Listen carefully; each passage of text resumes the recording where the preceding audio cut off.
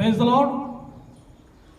प्रभु यीशु मसीह के मधुर नाम में मैं प्रभु का दास पास्टर जगन शिंदे आप सभी का तहे दिल से स्वागत करता हूं और मैं धन्यवाद देता हूं कि ये सुंदर समय प्रभु ने आज हमें दिया है कि हम प्रभु के वचनों पर कुछ मनन करें, वचन के आधार पर हम एक दूसरे को उत्साहित करें, कुछ बातें करें। पिछले दिनों में प्रभु ने एक वीडियो बनाने के लिए सहायता किया था और उस वीडियो का जो विषय था वो था प्रेम। जैसे कि हम लोग प्रेम में बने रहना चाहिए, इस विषय पर प्रभु ने सहायता किया और आप में से बहुत से लोगों ने उस वीडियो को देखा, पसंद किया। मैं आपको बहुत बहुत धन्यवाद देता हूं। और आज प्रभु ने जिस विषय को बोलने के लिए मुझे सहायता किया है और जो विषय मेरे सामने रखा है उस विषय का नाम है विश्वास। विश्वास के विषय में कोई नई बात तो हम नहीं सुन रहे हैं। कई बार हमने विश्वास के प्रचार सुने हैं, प्रचार के विषय में हम हमेशा पढ़ते हैं। विश्वास की परिभाषा हम में से बहुत लोग जानते हैं, लेकिन आज मैं जो आपसे बात करने जा रहा हूं वो विश्वास ही की बात है।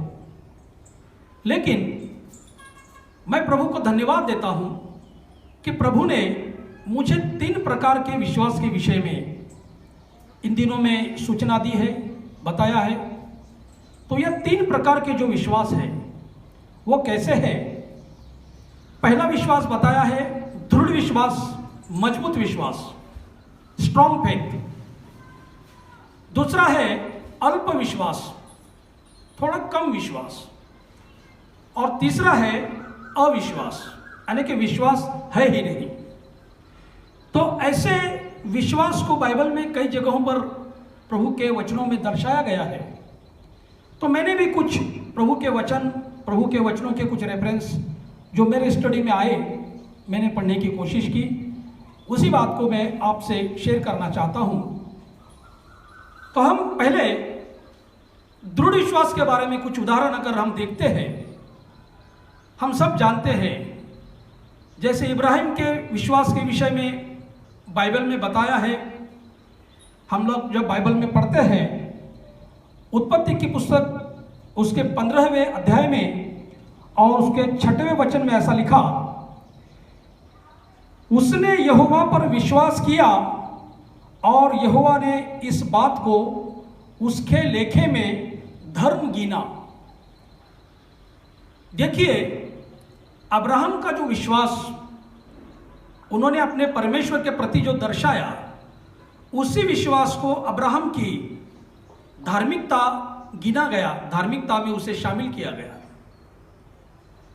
मेरे भाई और बहनों, मैं इस बात का चैलेंज तो नहीं करता कि आज हम लोग इब्राहिम के जैसे उस मजबूत विश्वास में बने रहेंगे, क्योंकि आज हम जिस पीढ़ी में रहते हैं, जिस सराउंडिंग में हम रहते हैं,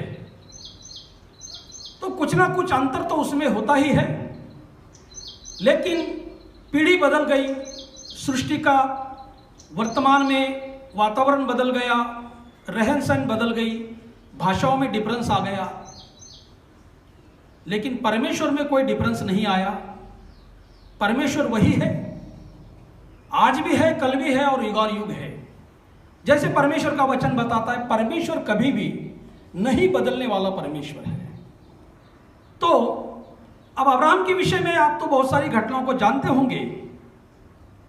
अब्राहम ने उनकी बहुत ही उम्र जब हो चुकी थी, काफी उम्र हो चुकी थी, और उस समय उनको संतान प्राप्ति का अभिवचन परमेश्वर की तरफ से उनको मिला कि अब्राहम, मैं तेरे संतान को आकाश के तारों जैसा बहुत माध्यम से बढ़ाऊंगा, बहुत तरीके से मैं बढ़ाऊंगा, और जो कोई इस धरती की रेत को गिन पाएगा, जो इस आसमान के तारों को गिन पाएगा, वही तेरे संतान को गिन पाएगा।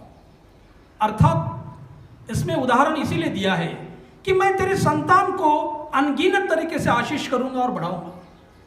यह अभिवचन इब्राहिम को काफ़ी बूढ़े होने की उम्र में मिला है, लेकिन मैं प्रभु को धन्यवाद देता हूँ।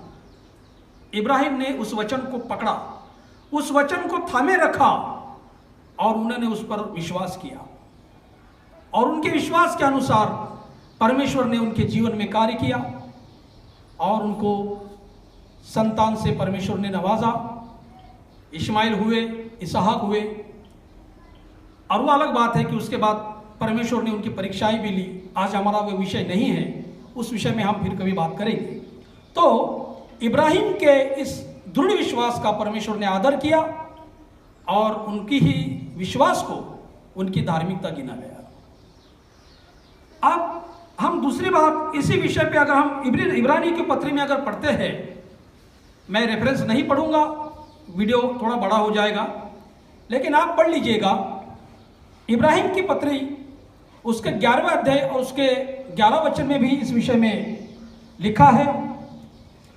तो इब्राहिम के इस विषय में बहुत सारी बातें विश्वास के अनुसार परमेश्वर ने उनको ऊंचा किया, उनको अपना मित्र बनाया। और दूसरी बात, एक पुस्तक हम देखते हैं, एक विश्वास नूह के विषय में जो लिखा है, उत्पत्ति की पुस्तक में अगर हम देखते हैं 7वें अध्याय में और उसके 23वें वचन में लिखा है, जो मैं आपके लिए पढ़ना चाहता हूं।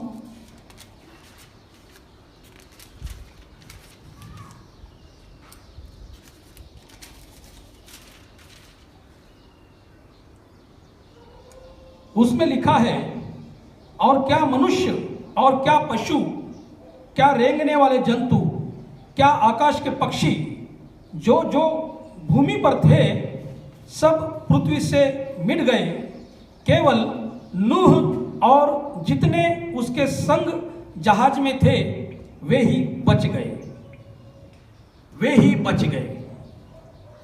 अब इस वचन को हमने बच गए लिया है।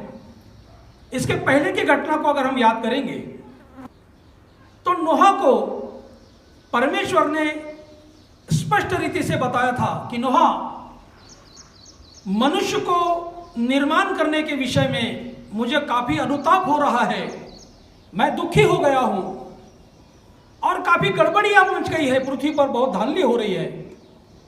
तो मैं इस वक्त ऐसी योजना बना रहा हूं कि मैं सब कुछ मिटा देना चाहता हूं।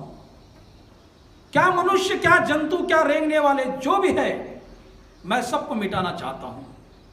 लेकिन नोहा परमेश्वर की आज्ञाओं के अंदर चलने वाला व्यक्ति था।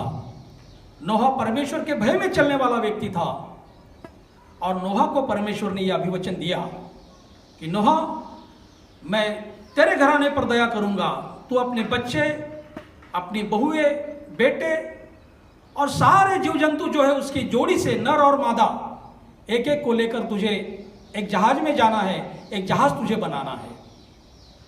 और यह दर्शन में जहाज के विषय में परमेश्वर ने बात किया और उसमें अद्भुत बात यह है कि नोहा ने उस वचन पर विश्वास किया। कई बार हम भी सपने देखते हैं और हम वो सपने रात में देखते हैं, सुबह भूल जाते हैं। नोहा को ये जो दर्शन दिखा, उस दर्शन को नोहा ने पकड़े रखा, थामे रखा और उस दर्शन पे, परमेश्वर के उस वाणी पर नोहा ने दृढ़ विश्वास किया और उसी तरह से विश्वास के द्वारा ही नोहा ने उस जहाज का काम शुरू कर दिया। और जहाज बनाने का काम जब पूरा हुआ, सारे जीव जंतु के जोड़ी जोड़ी से उन्होंने जहाज के अंदर लिया।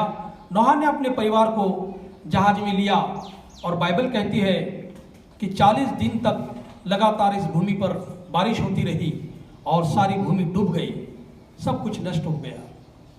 लेकिन नोहा और उनके परिवार को बचाया गया।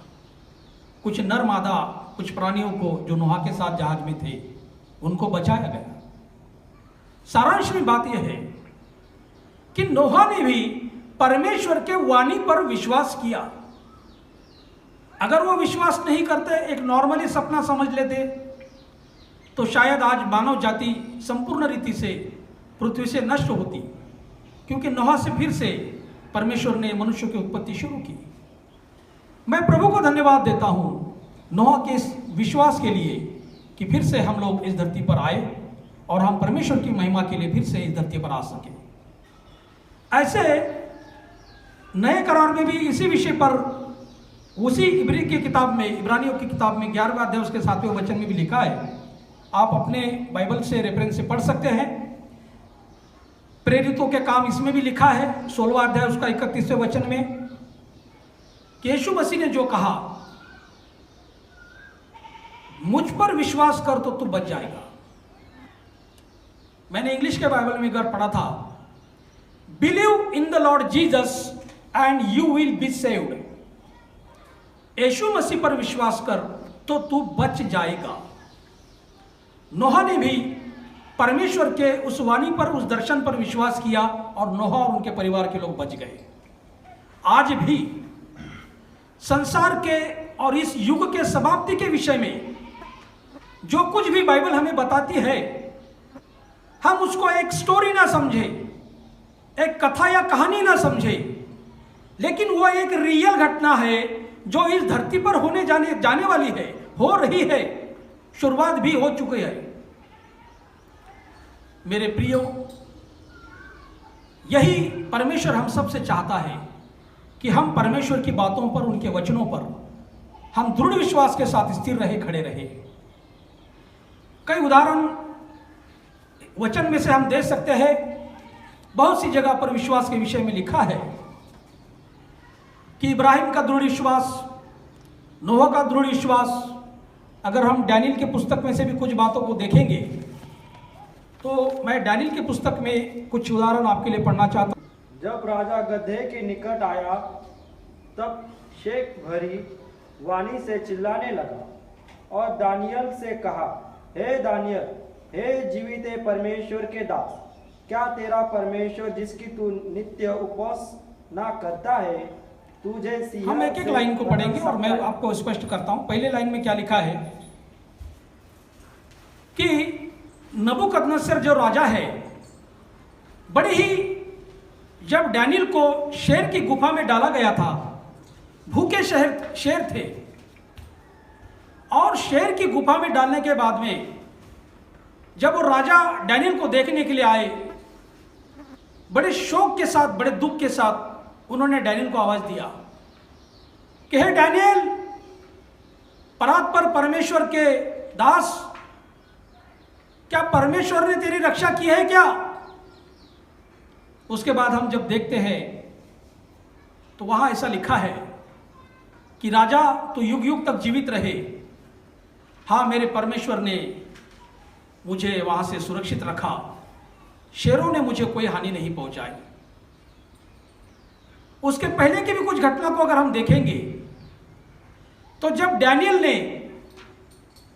के पुस्तक में जब मेशक, शद्रक और अबेदनगो के विषय में बताया कि जो नबूकदनेस्सर राजा ने अपने पुतले को बनाया, बड़ा पुतला उन्होंने बनाया और सारे देश में एक फरमान जारी किया कि जो कोई मेरे इस पुतले को नमन नहीं करेगा, प्रणाम नहीं करेगा, उसको जलते हुए आग की भट्टी में डाल दिया जाएगा।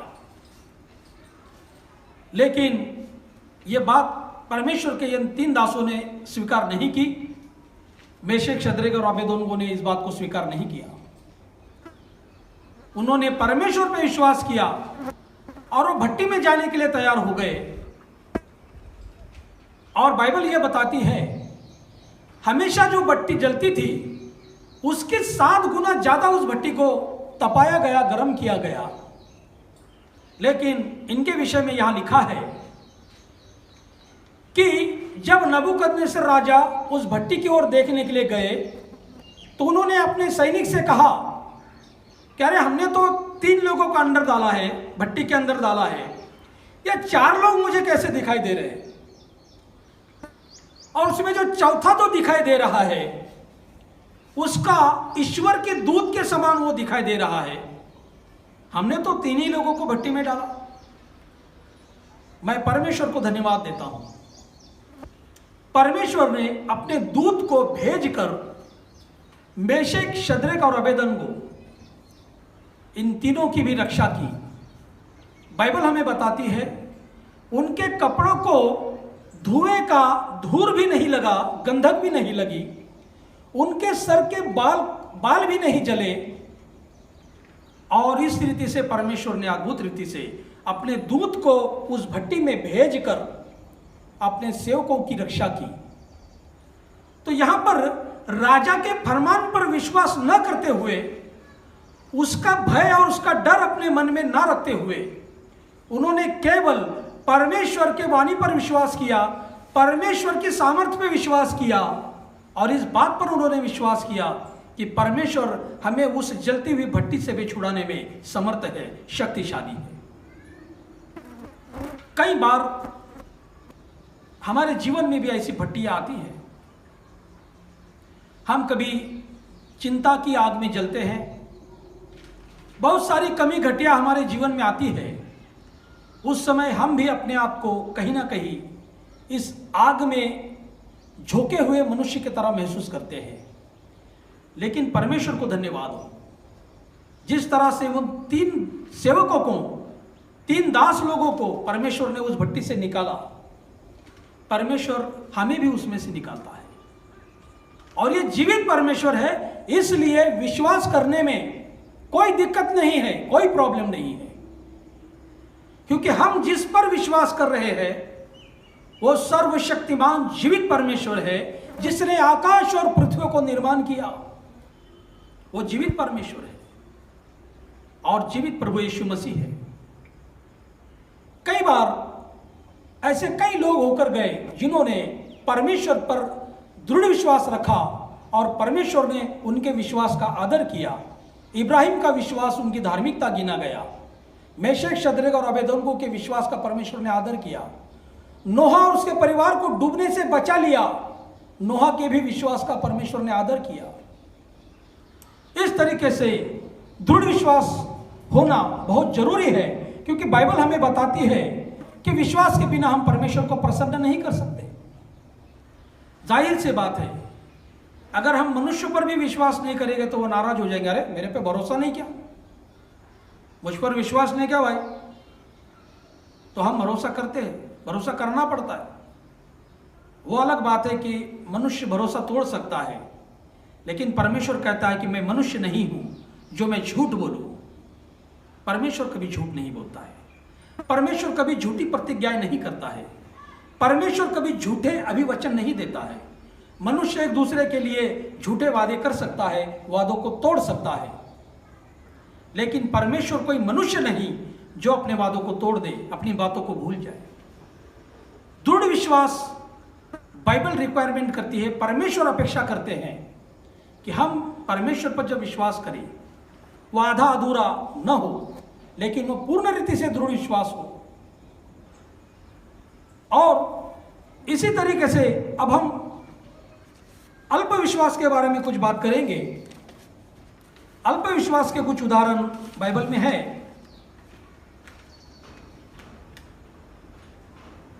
उत्पत्ति की घटना है 18वें अध्याय में, और उसके 12 से लेकर 15 वचन में अगर हम पढ़ते हैं तो उसमें जो इब्राहिम को परमेश्वर ने अभिवचन दिया था कि मैं तेरे संतति को बढ़ाऊंगा, उस समय सारा के विषय में ऐसा लिखा है कि सारा हंसी थी, सारा को हंसी आई। और जब सारा ने हंसा, सारा जब इस बात पर हंसी कि ये कैसे संभव है, मैं तो इतनी उम्र की बूढ़ी हो गई हूं, अब तो मेरे शरीर में वो बात भी नहीं कि मैं बच्चे को जन्म दे सकूं, कैसे हो सकता है। सारा ने इस बात पर हंसी और परमेश्वर को यह बात पसंद नहीं आई। परमेश्वर ने कहा, सारा तू क्यों हंसी? क्या तुझ पर परमेश्वर पर भरोसा नहीं? क्या परमेश्वर के लिए कोई बात असंभव है? Everything is possible with God. परमेश्वर के लिए सब कुछ संभव है। तो यहां पर सारा का जो है अल्प विश्वास दिखाया गया था। ऐसे ही एक घटना मत्ती के पुस्तक में जब हम पढ़ते हैं, उसके 14वें अध्याय में 27 से लेकर 31 वचन की जो घटना को हम पढ़ते हैं कि जब प्रभु पानी पर चल रहे थे तो पतरस ने कहा प्रभु यदि आप है तो मुझे भी पानी पर चलने की आज्ञा दें। प्रभु ने सिंपली उनसे कहा, आजा, आ। और आ बोलने के बाद में पतरस चलने लगे। उसी समय जोर की हवा आई और पतरस डर गए। फिर वो लड़खड़ाने लगे, अरे मैं गिर जाऊंगा कि रहूंगा। उन्होंने उस जोर से बहने वाली हवा के ऊपर ध्यान दिया और मन में यह संदेह किया कि मैं गिर जाऊंगा। गुरुजी, मैं गिर रहा हूं, मुझे बचाइए। तब प्रभु ने इस वाक्य को बोला, हे अल्पविश्वासी, तूने संदेह क्यों किया? हे अल्पविश्वासी, तूने संदेह क्यों किया, शक क्यों किया? उस हवा को क्यों देखा जो तुझे गिरा रही थी? मेरी आवाज पर क्यों ध्यान नहीं दिया जिसने बोला आ? देखिए, उस हवा से भी बलवान परमेश्वर सर्वशक्तिमान है। जब परमेश्वर आ बोलता है, आजा बोलता है, तो उसमें संदेह करने का कोई विषय नहीं बनता, क्योंकि हमारा परमेश्वर जो है वो अपने वादे का पक्का है।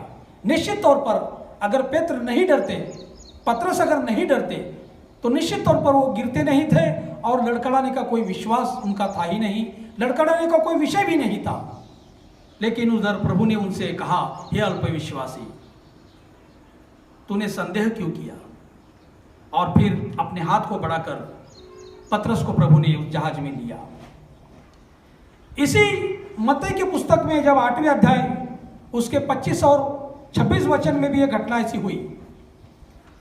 बहुत बड़ी आंधी आई, जहाज हिलने लगी, जहाज में पानी भरने लगा और जहाज इतनी हिलने लगी कि उसमें भी शिष्य लोग डर गए। आप सभी इस घटना को जानते हैं, कोई पहली बार आप नहीं सुन रहे हैं। लेकिन उस समय भी शिष्यों ने अपने मन में एक डर पैदा किया, घबरा कर बोले, गुरुजी, हम डूब रहे हैं। क्या आपको पता नहीं चल रहा कि हम डूब रहे हैं? गुरुजी तो बड़े आराम से गद्दे पर सोए थे उसी जहाज में पीछे के साइड। और फिर गुरुजी उठे, प्रभु यीशु उठे, और उस समय भी प्रभु ने इस वाक्य को बोला, हे अल्पविश्वासियों, डरते क्यों हो? हे अल्पविश्वासियों, डरते क्यों हो? यहां भी प्रभु ने उनको उनके अल्पविश्वास को दर्शाया। और तब प्रभु ने उस आंधी को आदेश किया, हाथ बढ़ाकर कहा, शांत हो जा, और वह आंधी शांत हो गई और सब कुछ वहां पर ठीक ठाक हो गया। हमारे जीवन में भी कई बार ऐसी घटनाएं होती हैं। कभी कभी कुछ संकट, कुछ मुसीबतें आ जाती है तो हमारा मन बड़ा चंचल होता है। हम कभी उस बात पर विश्वास करते समय अल्पविश्वासी बन जाते हैं और फिर उस समय हमारी आत्मिक हानि भी होती है। लेकिन प्रभु को धन्यवाद हो कि इन अल्पविश्वासियों के अल्पविश्वास के बावजूद भी परमेश्वर ने दया किया, शिष्यों को डूबने से बचाया, पतरस को भी डूबने से बचाया, हम सबको भी डूबने से बचाते हैं। और अब बात करेंगे अविश्वास के विषय में। हमने पहले इसमें बताया दृढ़ विश्वास, अब हमने उदाहरण देखा अल्पविश्वास, कम विश्वास, थोड़ा विश्वास और थोड़ा अविश्वास। अब अविश्वास के विषय में अगर हम देखेंगे तो यूहन्ना के सुसमाचार में 12वें अध्याय उसके 37 से लेकर 40 वचन तक एक घटना है। और यूहन्ना के ही सुसमाचार में 20वें अध्याय उसका 25 और 27 वचन में भी एक घटना ऐसी लिखी गई है कि जब प्रभु के शिष्यों ने प्रभु को देखा, प्रभु से बातें की, लेकिन वहां उस समय थोमा नाम का एक शिष्य जो था वो मौजूद नहीं था। ठीक एक हफ्ते के बाद में जब फिर से वो इकट्ठा हुए, एक साथ जमे और आपस में चर्चा कर ही रहे थे, उसी समय प्रभु उस रूम में, उस घर में आए और अपने शिष्यों से कहा, तुम्हें शांति मिले। तब थोमा उस समय वहां पर मौजूद था। तो पिछले सप्ताह में थोमा ने कहा था कि अरे मैं इस बात पे विश्वास कर ही नहीं सकता, जब तक मैं देखूंगा नहीं, मैं भरोसा करूंगा नहीं। उन्होंने इस वचन में स्पष्ट लिखा, मैं जब तक देखूंगा ना मैं भरोसा ही करूंगा नहीं। और उसके बाद 20वें अध्याय 25 और 27 वचन में जब हम देखते हैं तो स्वयं यीशु मसीह से थोमा ने कहा, गुरुजी मैं आपके जख्म को मैं चेक करना चाहता हूं, मैं आपके जख्म में हाथ डालकर देखना चाहता हूं ताकि कंफर्म हो जाए कि हाँ आप ही है, और फिर मैं विश्वास कर लूंगा। तो थोमा ने अपने अंदर के अविश्वास को दर्शाया और प्रभु ने कहा, ठीक है थोमा, चला जा मेरे इन जख्मों को देख ले। और थोमा ने जब उस जख्मों को परखा, उन जख्मों को देखा और फिर कहा, प्रभु तू ही है, मैं तुझ पर विश्वास करता हूं। उस समय प्रभु ने बड़े दुख के साथ कहा, थोमा तूने तो मुझे देखने के बाद विश्वास किया है, लेकिन धन्य है वे जिन्होंने मुझे कभी देखा ही नहीं और फिर भी मुझ पर विश्वास किया है। आज हम उसी पीढ़ी के लोग हैं जो यीशु मसीह को देख तो नहीं रहे, लेकिन आज हम एक बिलीवर लोग हैं, विश्वासी लोग हैं, प्रभु पर हमारा विश्वास है। इस तरह की इन विश्वासों के विषय में जब प्रभु ने बातें की, मैं कुछ अध्ययन करते बैठा था तो मैंने इस विषय पे बोला, प्रभु मैं आपके लोगों से क्या बात करूं। सभी लोग अच्छे पढ़े लिखे लोग हैं, सभी तो जानते हैं, लेकिन इन 3 विश्वासों के विषय में 3 विश्वासों के बारे में बताया। दृढ़ विश्वास, उसके बाद में अल्प विश्वास और उसके बाद में अविश्वास। तो इसमें से हमें दृढ़ विश्वास को चुनना है, पक्के विश्वास को चुनना है, ताकि हम अपने विश्वास से परमेश्वर को प्रसन्न करें।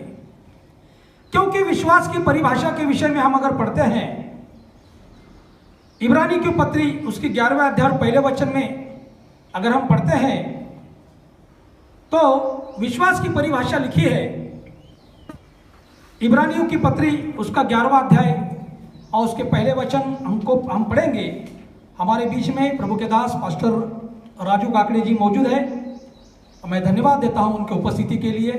वो इस वचन को पढ़ने जा रहे हैं।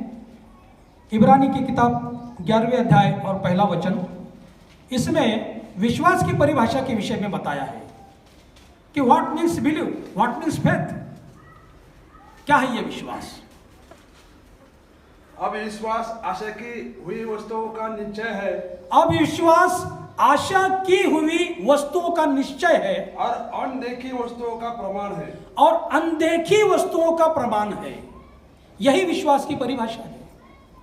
अगर कोई दिखने वाली चीजों को अगर हम विश्वास करते हैं तो यह विश्वास में नहीं बैठता है, वो तो हम देख रहे हैं।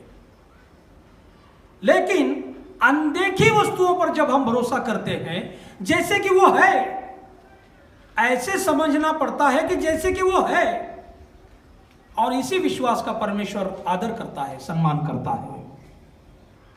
तो मैं परमेश्वर को धन्यवाद देता हूं, इन वचनों के द्वारा आपसे बातें करने के लिए प्रभु ने मुझे सहायता किया। निश्चित तौर पर मैं आप लोगों से रिक्वेस्ट करता हूं कि सेवकाई में बढ़ने के लिए, उत्साही करने के लिए आप इस वीडियो को जरूर देखें। अगर आपसे संभव बनता है तो अपने लोगों के साथ भी इस बात को शेयर करें।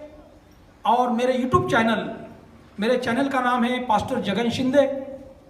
इस मेरे YouTube चैनल को आप जरूर विजिट कीजिएगा और सेवा करने के लिए आप मुझे एक शक्ति दीजिएगा, मौका दीजिए, ताकि आने वाले दिनों में हम परमेश्वर की सेवा पूरे शक्ति के साथ, सामर्थ्य के साथ और विश्वास के साथ कर सके। मैं प्रभु को फिर से धन्यवाद देता हूं इस आज की चर्चा के लिए, इस वचन के लिए, इस संदेश के लिए। आइए हम 2 मिनट के लिए प्रार्थना करेंगे। हमारे महान सर्वशक्तिमान परमेश्वर, यीशु मसीह के नाम में हम आपको धन्यवाद देते हैं। आपने आज आपके लोगों से विश्वास के विषय में कहा है। आपने दृढ़ विश्वास, अल्प विश्वास और अविश्वास, इन 3 प्रकार के विश्वास के विषय में आपके लोगों से चर्चा की, बातें की। मैं धन्यवाद देता हूं, आपने मेरी सहायता की। प्रभु जी, ये जो वचन हमने बोले हैं, सुने गए हैं, ये वचन हमारे जीवन में आशीष का कारण बने, दया का कारण बने। प्रभु, यदि हमारे अंदर अगर अविश्वास है, तो हमारे विश्वास को दृढ़ कीजिए।